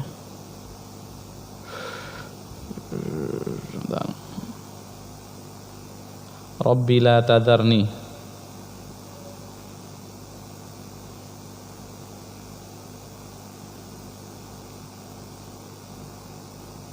Ini surah Al-Anbiya, betul. Mulai halaman ini. Ini doa-doanya para nabi nih. Mulai halaman 329. Di situ ada doanya Nabi Ayub, ada doanya Nabi Yunus, ada doanya Nabi Zakaria. Ini menandakan bahwasanya doa itu merupakan senjatanya para nabi. Nabi Ayub ini ketika ditimpa penyakit, coba mintanya sama Allah apa? Dia itu mengatakan Rabbi anni massaniyadurru wa anta arhamur rahimin. Ya Rabb, ya, anni, sesungguhnya aku ditimpa penyakit, wa anta arhamur rahimin, sedangkan engkau adalah zat yang maha penyayang. Subhanallah, mintanya bukan minta kesembuhan, cuma sebutkan sifat Allah saja. Salah satu di antara sifat Allah apa? Yang maha penyayang. Maka Allah Subhanahu wa taala ijabah doanya, fakashafna ma bihi min dur, maka kami hapuskan daripada apa yang menyusahkan dia selama ini, yaitu penyakit dia. Jadi Nabi Ayub berdoa kepada Allah supaya dihindarkan dari penyakit. Nabi Yunus nih, Nabi Yunus bu, yang doanya itu bukan di atas bumi, doanya itu di dalam laut, di dalam perut ikan paus, sampai dikatakan fi dzulumat, di 3 kegelapan, di kegelapan. Yang pertama kegelapan laut, kegelapan malam, kegelapan perut ikan paus. Doa la ilaha illa anta subhanaka inni kuntu minadh dhalimin. Maka Allah katakan fastajabna lahu wa najainahu minal gham. Kami ijabah doanya Yunus yang ketika itu berada di kegelapan tadi, wa najainahu minal gham, dan kami selamatkan dia daripada kesusahan yang ditimpanya, yang menimpanya. Kemudian Allah tutup ayatnya dengan mengatakan wa kadzalika nunjil mu'minin. Demikian juga kami akan menyelamatkan orang-orang yang beriman. Kita ini juga dijanjikan sama-sama seperti Nabi Yunus. Kita doanya Bu, subhanallah, di atas bumi nggak ada yang menghalangi kita. Nabi Yunus di bawah laut, kegelapan malam, kegelapan perut ikan paus. Doa Allah ijabah. Kemudian Nabi Zakaria, coba ketika itu kondisi sudah tua, kulit sudah ngeribu, tulang sudah gemetaran, rambut sudah putih, sampai dia mengatakan istrinya mandul. Tapi dia mengatakan walam akum di du'ai rabbika rabbi syaqiyya. Aku nggak pernah kecewa ketika berdoa kepadamu ya Allah. Kemudian dia mengatakan Rabbi la tadharni fardan, ya Allah janganlah kau biarkan aku sendirian ya Allah. Minta anak sama Allah. Maka Allah berikan kabar gembira, inna nubasyiruka bi ghulam. Kami memberikan kabar gembira kepadamu berupa anak laki-laki, ismuhu Yahya. Allah sendiri yang memberikan nama anak laki-laki itu dengan nama apa? Yahya. Semua ini nabi-nabi ini senjata mereka doa. Nabi Musa, coba. Nabi Musa, apa yang pernah dialami Nabi Musa? Ketika dia pernah pukul orang kemudian meninggal, betul ya? Kemudian dia itu terusir daripada negerinya karena dicari mau dibunuh. Maka Nabi Musa itu keluar daripada Mesir, masuk satu negeri. Negeri apa? Madian Bu ya. Kemudian di negeri tersebut dia mendapati satu sumur itu yang kemudian banyak orang ngantri untuk ngambil air daripada sumur tersebut. Nabi Musa melihat ada 2 orang wanita yang kesulitan untuk mengambil air daripada sumur tersebut karena laki-laki yang pada ngantri. Maka Nabi Musa itu dibantu sama Nabi Musa, diambilkan air, dikasih. Allah katakan tsumma tawalla ila dhil. Setelah dia bantu, dia langsung tinggalkan orang yang dibantu. Ini salah satu di antara adab, Bu. Kalau kita mau bantu orang, baik itu dengan tenaga, dengan harta, maka usahakan setelah membantu kita langsung pergi meninggalkan dia. Jangan sampai kemudian ngelibet aja di situ. Banyak orang ya kadang jenguk temannya sakit, kasih amplop, ya bantuan, kemudian duduk aja di situ. Yang dijenguk nggak enak artinya ya, ngerasa ya nggak enak, sungkan gitulah. Seperti Nabi Musa ditinggal. Dia nggak minta balas kepada 2 wanita itu tadi karena dia kesusahan loh ya, keluar daripada negerinya, nggak makan, nggak ada pakaian, nggak ada tempat bernaung. Nabi Musa itu dia tinggalkan wanita tadi, tsumma tawalla ila dhil, menuju satu naungan pohon. Tapi kemudian Nabi Musa mengatakan apa? Rabbi inni lima anzalta ilayya min khairin faqir. Ya Allah, aku ya Allah terhadap kebaikan yang kamu turunkan kepadaku sekarang ini fakir, aku merasa butuh ya Allah. Dia nggak ngomong, ya Allah aku keluar daripada Mesir karena Aku memperjuangkan dakwah tauhid ya Allah. Ya Allah, aku ini Rasulmu ya Allah. Kenapa kok seperti ini keadaanku? Tidak ngeluh sama Allah. Para nabi itu ketika berdoa pakai adab, menggunakan adabnya. Ya Allah, aku keluar daripada Mesir ini kan memperjuangkan tauhid, bukan ngomong kayak gitu. Ya Allah, aku ini melawan Fir'aun, ya Allah yang aku Tuhan. Kenapa kok keadaanku seperti ini ya Allah? Bukan kayak gitu Nabi Musa. Dia cukup mengatakan Rabbi inni lima anzalta ilayya min khairin fakir. Ya Allah, aku terhadap kebaikan yang kamu turunkan fakir, aku butuh. Udah. Tidak perlu minta sama orang. Tidak perlu minta sama Allah langsung. Karena kalau kita banyak minta sama orang, kita akan dikecewakan, betul tidak? Sampai para ulama mengatakan la tas'alanna bani Adam, jangan minta kepada anak Adam. Wasadilladzi abwabuhu la tuhjabu, mintalah kepada yang pintunya tidak pernah tertutup. Siapa itu? Allah. Anak Adam ghadiba anak Adam itu akan marah ketika kamu banyak meminta kepada dia. Kita akan ditutup pintu. Mungkin sekali, dua kali dikasih, tiga kali ditutup pintu nggak dikasih. Tapi Allah nih, Allahu yaghdabu illam yus'alu. Allah itu justru marah ketika kita nggak minta sama Allah. Ngapain terus kita hinakan diri kita datang ke orang minta bantuan, yang kalau kita banyak minta bantuan kepada dia, dia marah sama kita, dia tutup pintunya. Kenapa kemudian kita tinggalkan Allah yang kalau kita nggak minta justru kita dimarahin? Maka subhanallah, Nabi Musa ketika berdoa seperti itu, Allah berikan keajaiban setelahnya. Apa keajaibannya? Ada yang tahu? Itu wanita salah satunya itu ada yang kembali, ya, panggil Nabi Musa supaya ketemu sama ayahnya. Betul enggak? Nabi Musa ketemu sama ayahnya, sampai itu salah seorang di antara mereka mengatakan, inna khaira man istajartal qawiyul amin. Wahai bapakku, sesungguhnya orang yang terbaik yang kau pekerjakan itu yang kuat lagi terpercaya. Ini orang ini kuat, terpercaya juga, dikasih pekerjaan. Udah gitu apa? Dinikahkan sama salah satu di antara anak tadi. Udah gitu apa? Tidak perlu bayar mahar, maharnya cukup kerja. Yaitu bayar juga ya, bayar dengan jasa. Tidak perlu bayar duit, kerja 8 tahun. Kalau 10 tahun karena kebaikan. Subhanallah, kebaikan-kebaikan datang kepada Nabi Musa ketika dia minta sama Allah, bukan minta sama makhluk. Kalau minta sama makhluk mungkin dapat 1 piring ketika itu, habis itu udah habis. Minta sama makhluk mungkin dapat 1 helai pakaian, habis itu nggak ketemu lagi. Tapi kalau minta sama Allah dan Allah janjikan akan mengabulkan permintaan kita, minta pada waktu-waktu yang saya sebutkan tadi, ketika berbuka puasa, ketika sahur, umumnya itu secara umum ketika melaksanakan puasa, maka Allah akan mudah mengijabah permohonan kita. Iya.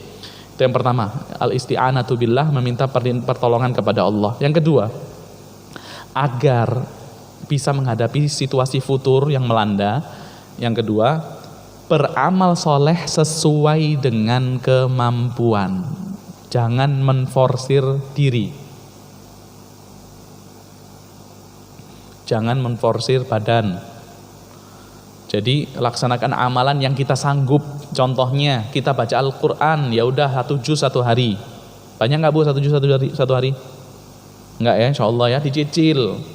Kalau kita langsung sekaligus, kita akan merasa capek, kita akan merasa payah, kemudian kita ya akan meninggalkan baca Al-Quran. Tapi kalau kita cicil 2 lembar setiap sholat, insya Allah akan mudah, akan ringan. Jadi kalau mau beramal itu jangan menforsir. Rasulullah saja ketika melihat ada beberapa sahabat yang terlalu menforsir dirinya untuk beramal, sama Rasulullah ditegur. Ya. Pernah suatu ketika Rasulullah masuk rumah, mendapati 1 orang wanita di rumahnya bersama Aisyah. Rasulullah tanya, man hadhihi, siapa ini wanita? Aisyah dikatakan, hadhihi fulanah ya Rasulullah, ini fulanah, wa tudhkaru min kathrati salatiha, salat malamnya itu Masya Allah panjang, bacaannya itu banyak. Maka Rasulullah SAW mengatakan, alaikum bima tutiqun, kalian itu kalau mau beramal ya sesuai dengan kemampuan. Bukan dipuji sama Rasulullah, tapi apa? Ditegur justru. Kalau mau beramal sesuai dengan kemampuan. Kenapa? Kata Rasulullah, fawallahi la yamallu hatta tamallu. Karena Allah itu tidak akan pernah bosan memberikan kepada kalian pahala meskipun amalan kalian itu perintilan-perintilan. Paham ya? Baca Quran selembar tadi, Allah gak akan bosan, selembar nanti aja deh ketika dia baca banyak. Enggak, meskipun amalan kita perintilan-perintilan, baca Al-Quran selembar, sedekah 1000, kemudian sholat witir aja 1 rakaat misalnya, meskipun perintilan-perintilan, Allah gak akan pernah bosan kasih pahala hatta tamallu, kata Rasulullah, sampai kalian sendiri yang bosan meninggalkan amalan itu, ketika itu Allah tidak akan kasih pahala kepada kalian. Gimana kok kita bisa bosan? Yaitu tadi, ngerjakannya itu langsung diforsir. Tahajudnya itu langsung panjang-panjang, ya. Kemudian baca Al-Qur'annya langsung 10 juz satu hari. Masya Allah, satu hari 10 juz. Insya Allah 3 hari ditutup Qur'annya, taruh di atas lemari, ya. Tapi kalau satu hari 1 lembar, atau enggak, terlalu sedikit atau 1 lembar, 1 hari 1 juz, 2 lembar 2 lembar kita cicil sampai 1 juz, maka kita akan cinta, akan apa? Rindu untuk buka lagi mushaf kita, betul ya? Tapi kalau 1 hari langsung 10 juz, waduh, enak kita, seakan-akan ya Allah, tutup dah, enggak, 3 hari resign. Sholat duha juga seperti itu. Ya udah, dimulai dengan 2 rakaat dulu, besok 4 rakaat, 4 rakaat lagi. Mau 2 rakaat lagi nggak masalah. Tetap jangan sampai ditinggal. Allah, ini cluenya Bu.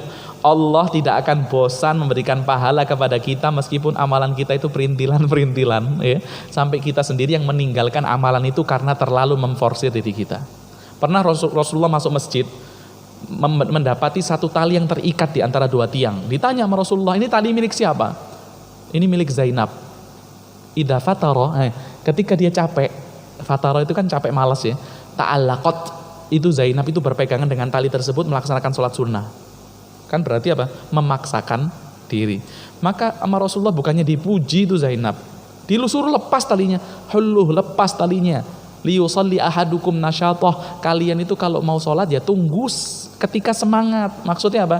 Ketika tidak capek badan, tetap kemudian apa? Bangun untuk melaksanakan sholat. Idza fatara, kalau capek tidur. Farqud, kata Rasulullah, tidur. Kalau capek tidur, tapi tetap diniatkan untuk bangun lagi, untuk sholat lagi gitu loh. Jadi kalau etikaf, wah capek tidur aja deh, tidurnya sampai adzan ya jangan juga. Tidurnya mungkin dipasang alarm, caranya kita lah, pasang alarm, bangun nanti tidur 1 jam. Insya Allah kalau tidurnya itu hilang, puas juga ya. Kalau istilah gitu, saya tidur setengah jam, kalau sudah pules memang insya Allah cukup sudah, betul nggak Bu ya? Diniatkan juga. Tapi kalau capek tidur, kalau capek duduk, betul ya? Sholat sunnahnya kalau capek apa? Duduk, nggak masalah. Jangan sampai kemudian kita sholat, kata Rasulullah, tidak tahu apa yang kita baca. Jangan sampai seseorang minta apa? Perlindungan Allah, minta karunia Allah, sampai gara-gara dia ngantuk, dia justru minta azabnya Allah. Karena nggak konsen lagi. Jadi jangan paksakan diri. Ini salah satu di antara cara menghadapi situasi futur. Iya. Jangan memaksakan diri dengan amalan. Kemudian di antara cara menghadapi situasi futur dengan benar yang memilih teman tadi. Ini termasuk dimasukkan ke poin-poin itu, memilih teman yang baik, memilih teman yang benar. Iya. Yang bisa menjadi influencer, betul nggak? Influencer ya. Influencer itu apa sih? Istilah ya untuk mempengaruhi, betul ya? Untuk iya itu sekarang ini saya dengar istilah baru itu. Ya, mempengaruhi. Karena teman itu mempengaruhi. Teman itu mewarnai. Jangan kemudian kita merasa enggak, saya mau temanan sama siapa saja enggak ada masalah kok. Saya tahu kok, saya sering kajian enggak masalah, enggak. Jangan, kita harus pilih kepada siapa kita duduk. Apakah kita duduk kepada dekat penjual minyak wangi yang itu kita dapat bau wanginya, atau kita dapat minyak wangi dari dia, atau mungkin kita beli minyak wangi itu dari dia, ataukah kita duduk di samping pandai besi yang kita bisa kena percikan apinya yang merubangi baju kita, atau minimal akan mendapatkan bau busuk daripada asap tadi ya. Jadi pilih teman duduk, karena teman itu juga mewarnai pasti ya. Kemudian di antara nah ini penting juga, di antara kiat untuk menghadapi situasi futur, jangan membuang-buang waktu. Gunakan untuk perkara yang bermanfaat. Jangan membuang-buang waktu, gunakan untuk perkara yang bermanfaat. Karena syaitan itu menggoda manusia itu banyak caranya. Kadang dia dengan senjatanya talbis, dia menutupi kebaikan. Kadang senjatanya tazyin, menghiasi keburukan sehingga nampak baik. Kadang senjatanya syaitan yaitu taswif. Apa itu taswif? Membisikkan kepada seseorang agar menunda-nunda amalan. Taswif itu dari kata saufa, nanti deh. Nanti mau sholat duha nanti deh jam 9. Jam 9 tahu-tahu datang tamu, nanti deh jam 10. Jam 10 apa? Males, nanti jam 11.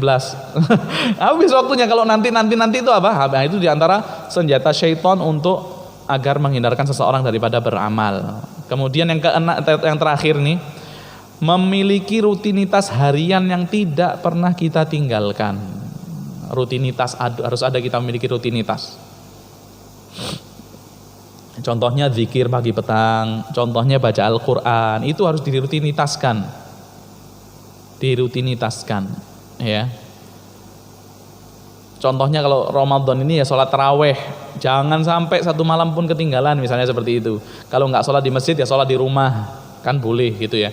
Kalau masjid ditutup, misalnya nggak bisa iktikaf, ya udah di rumah. Untuk apa? Sholatnya tetap menghidupkan malam-malam Ramadan. Rasulullah itu ketika tiba 10 hari terakhir, sadami azarahu, mengencangkan ikat pinggangnya, ikatan sarungnya. Kemudian wa ahya lailahu, dia hidupkan malamnya, wa aiqadha ahlahu, dia bangunkan kerabat-kerabatnya, keluarganya untuk ibadah. Itu diantara kebiasaan Rasulullah, ya, memiliki rutinitas. Kita rutinitas apa? 10 hari terakhir kita pikirkan sekarang. Mungkin masih 9 hari lagi lah, atau 8 hari lagi mungkin, kalau tergantung lebarannya, ya. Mungkin sampai di sini. Ada yang mau ditanyakan? Kita beri waktu 5 menit. Fadhal. Iya.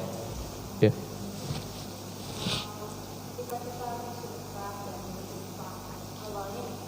Oke.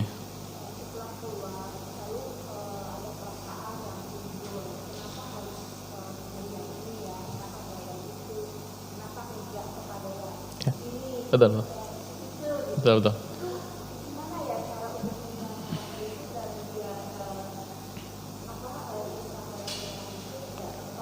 Iya, betul. Jadi, yang tertolak tadi yang perlu kita garis bawahi, bagaimana infak yang tertolak ataupun sedekah yang tertolak itu karena apa? Nah, Allah menyebutkan dalam Al-Quran, infak ataupun sedekah yang tertolak itu karena man itu apa? Menyebut-nyebut kebaikan, wal adza, dan menyakiti, sehingga tersakiti orang yang kita beri. Itu yang bisa menghapuskan pahala infak kita. Paham ya? Jadi pahala infak itu bisa terhapus ketika seseorang itu suka menyebut-nyebut pemberiannya sehingga menyakiti hati orang yang diberi. Kita harus, ketika kita tidak ada perasaan itu, maka kita harus yakin bahwasanya infak kita diterima. Gitu.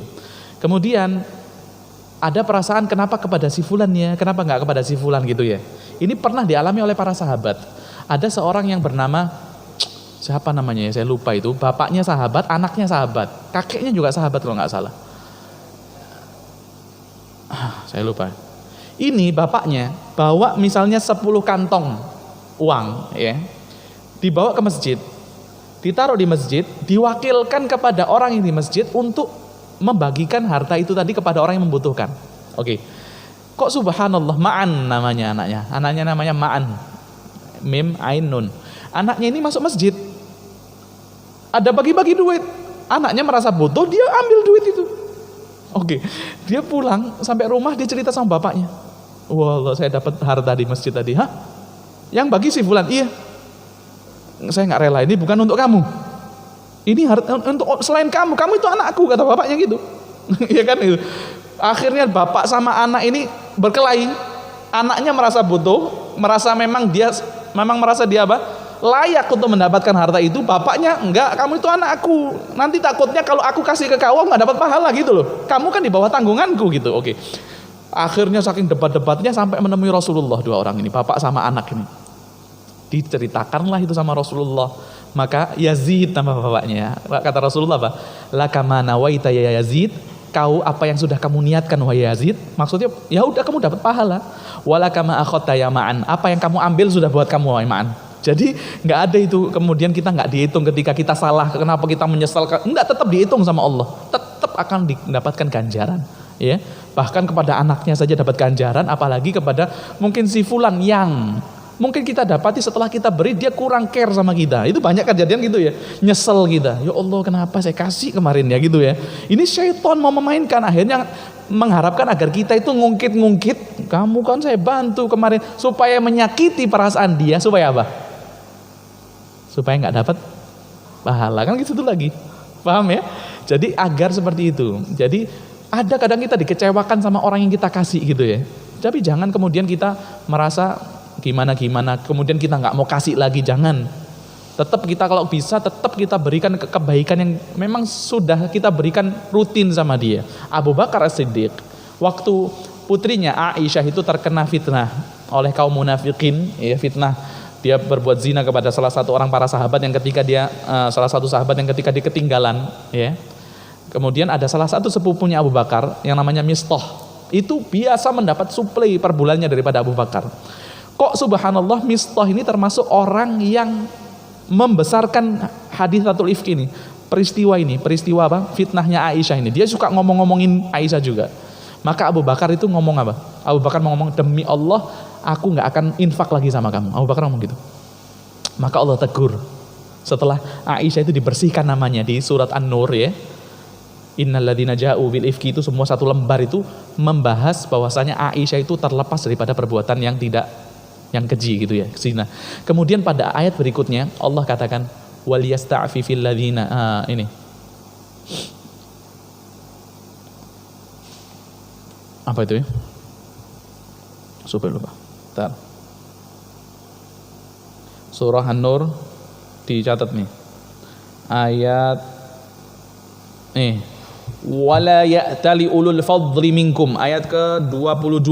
Wala ya'tali ulul fadli minkum was-sa'ati ayyutu ulil qurba wal masakina wal muhajirina fi sabilillah. Ya, janganlah seorang di antara kalian yang memiliki kelebihan itu memenahan hartanya, ya, berniat untuk tidak memberikan kelebihan hartanya itu kepada, ya, kalau kerabat, apalagi masih kerabat kita. Karena biasanya memang sakit hati ya kita sama kerabat ya. Sudah kita bantu kok kita panggil nggak langsung datang, itu kan kadang mempengaruhi. Ya, jangan sampai kemudian kita tahan harta kita daripada kerabat kita, daripada orang miskin, daripada orang yang berhijrah di jalan Allah. Wal ya'fu wal yasfahu. Maafkan sudah. Maafkan orang itu yang telah berbuat kesalahan, yang nggak care sama kamu, udah biarin sudah. Allah katakan ala tuhibbuna an yaghfirallahu lakum. Bukankah kamu berharap agar Allah mengampuni dosa-dosamu? Jadi seakan-akan ampuni dia, kamu akan diampuni dosamu sama Allah. Maka Abu Bakar mengatakan, bala ya Rob, demi Allah, iya sudah ya Allah, aku ampuni dia, aku akan kasih tetap setiap bulannya ya Allah, yang penting dosa-dosaku kamu ampuni. Subhanallah. Jadi tidak ada kemudian setelah itu perasaan menyesal setelah kita kasih, kenapa nggak kena kasih fulan, kenapa kasih fulan gitu ya. Jangan sampai ada perasaan-perasaan seperti itu yang bisa menarik kita untuk nyebut-nyebut pemberian kita, untuk menyakiti perasaan yang orang yang kita beri, ya. Jadi insya Allah siapapun yang memanfaatkan apa yang kita berikan, baik itu berupa harta, baik itu berupa barang, ketika itu bermanfaat untuk kebaikan, maka yakin kita mendapatkan pahala daripada Allah Subhanahu wa Ta'ala. Ya, yang belakang.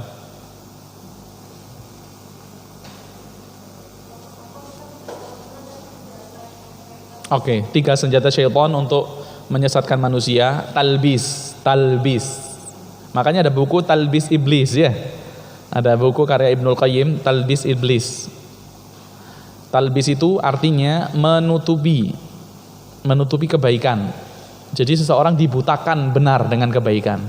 Makanya doa yang harus kita baca apa, Bu? Di antaranya Allahumma arinal haqqa warzuqna ittiba'a. Ya Allah, tunjukilah kami yang benar itu benar, dan anugerahkanlah kepada kami agar melaksanakan kebenaran tersebut. Itu diantara doa yang diajarkan, ya. Kemudian yang kedua, senjata syaitan tazyin. Pakai Z kemudian YI, tazyin. Apa itu tazyin? Menghiasi keburukan sehingga nampak baik di mata orang. Contohnya, orang sekarang lihat laki-laki pakai anting, seakan-akan keren gitu ya. Padahal ya seakan-akan jantan pakai anting, Masya Allah dia berani lubangi telinganya. Padahal itu batil, seakan-akan baik lah gitu. Orang ngerokok, lihat orang ngerokok misalnya, kamu ngerokok dong, kalau nggak ngerokok kamu kurang jantan. Padahal batil itu, tapi dihiasi seakan-akan gagah. Kalau mau lihat iklan rokok sekarang coba gimana? Masya Allah, laki-laki perutnya six-pack, naik pakai selancar atau motor apa, seakan-akan orang ngerokok itu sehat semua, padahal yang ngerokok itu pada bolong semua jantung. Ya kan gitu, dihiasi. Kemudian yang ketiga, yang tadi pembahasan kita, taswif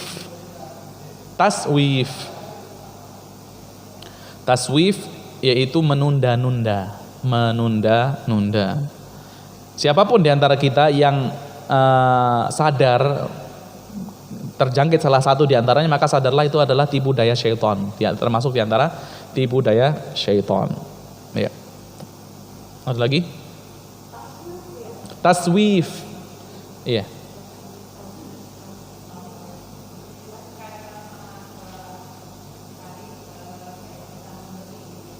Mari. Sering apa, Bu? WA.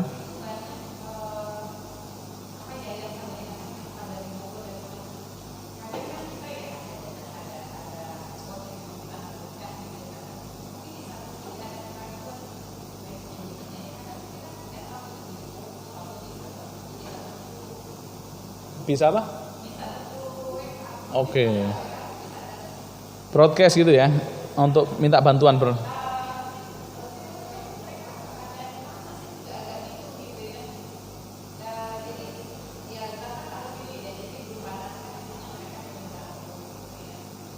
Mereka mau menyalurkan harta kita gitu ya. Nawarin lah hartanya, mana zakatnya kalau kita salurkan ke sini gitu ya.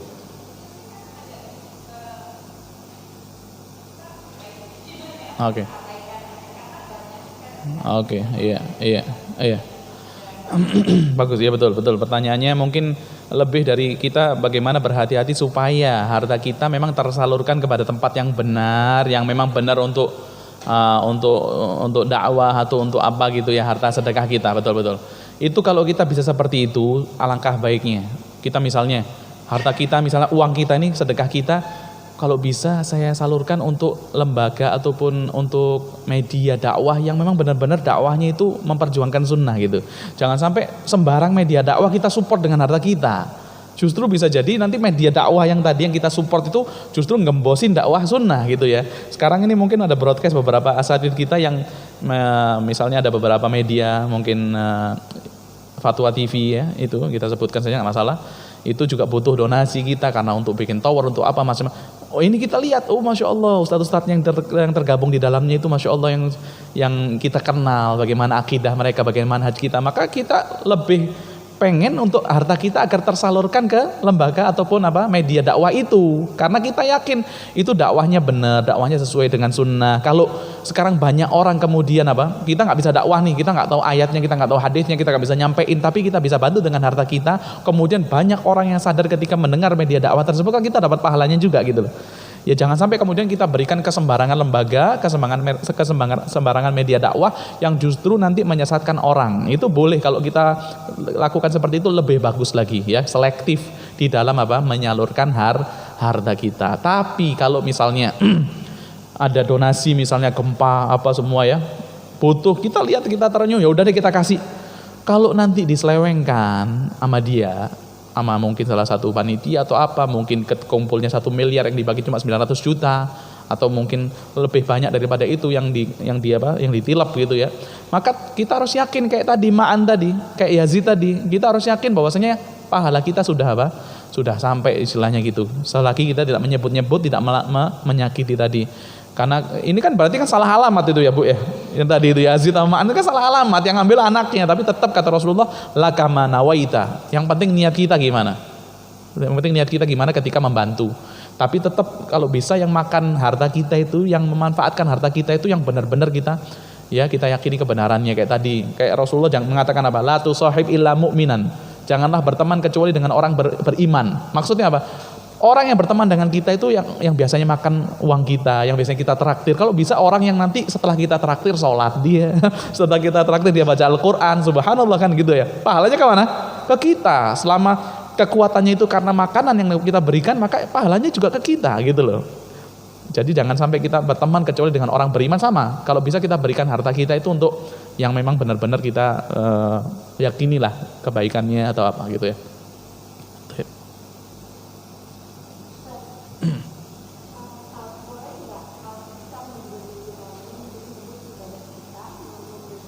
Iya, bagus.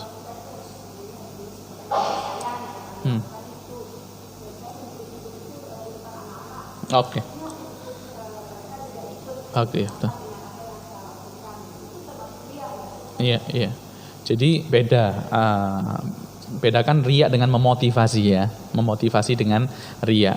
Kita nggak akan katakan seorang orang tua yang mengatakan amalannya kepada anaknya ataupun ketika memotivasi anaknya dia itu sedang riya, nggak kita katakan seperti itu, karena dia pengen anaknya agar pasti tujuannya satu-satunya itu untuk agar anaknya mencontoh dia beramal gitu ya. Beda dengan kita sampaikan ke teman kita gitu loh. Kalau ke teman kita itu bisa jadi motivasi juga, tapi sangat dikhawatirkan nanti bisa jatuh kepada riya kalau kepada teman ya.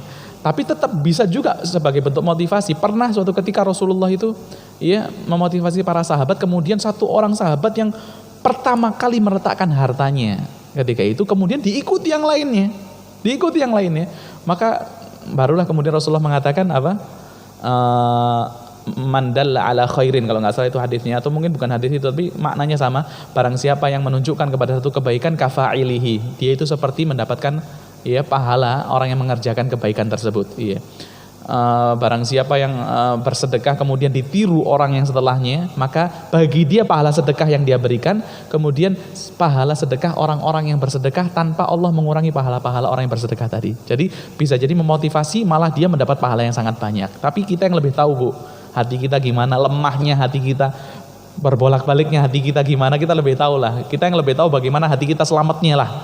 Ya, daripada hawa nafsu, daripada godaan syaitan, daripada berbolak-baliknya hati, maka kalau bisa lebih banyak amalan itu kita sembunyikan daripada teman kita, ya.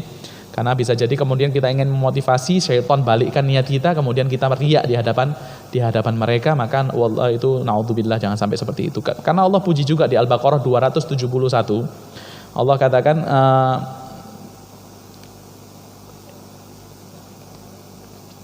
apa itu ya ayatnya itu ya? 271. Intinya Allah katakan fani'immahi itu ya. Walladzina yunfiquna amwalahum, bukan. Bentar. 271 Al-Baqarah. Al-Baqarah 271 juz 3 nih. Wa ma anfaqtum min nafaqatin aw nadartum fa innallaha 271 in tubdus shadaqati fa ni'mahi. Kalau kalian tampakkan sedekah kalian, itu bisa jadi perkara baik. Karena bisa jadi contoh sama orang. Wa in tukhfuha, tapi kalau kalian tutup sedekah kalian, wa tu'tuhal fuqara, tetap kalian berikan kepada orang fakir, fa huwa khairul lakum. Itu bisa jadi lebih baik. Ya, wa yukaffiru ankum min sayyi'atikum, dan itu bisa menghapuskan kesalahan-kesalahan yang kita lakukan. Jadi amalan sembunyi-sembunyi itu juga bisa menghapuskan kesalahan-kesalahan yang kita laksanakan. Jadi nggak masalah kalau memang kita lihat, kita bisa pastikan hati kita, dan kita betapa tahunya hati kita itu sangat lemah gitu ya. Jadi kalau bisa ya udah kita sembunyikannya aja, kalau dari teman, dari kerabat gitu ya. Tapi kalau dari anak, ponakan, atau yang memang kita pengen dia supaya beramal, supaya memotivasi dia, nggak masalah kita sampaikan ya.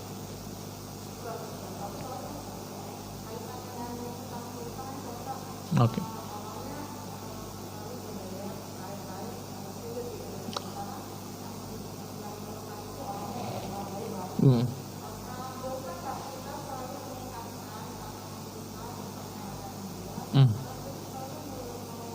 Oke.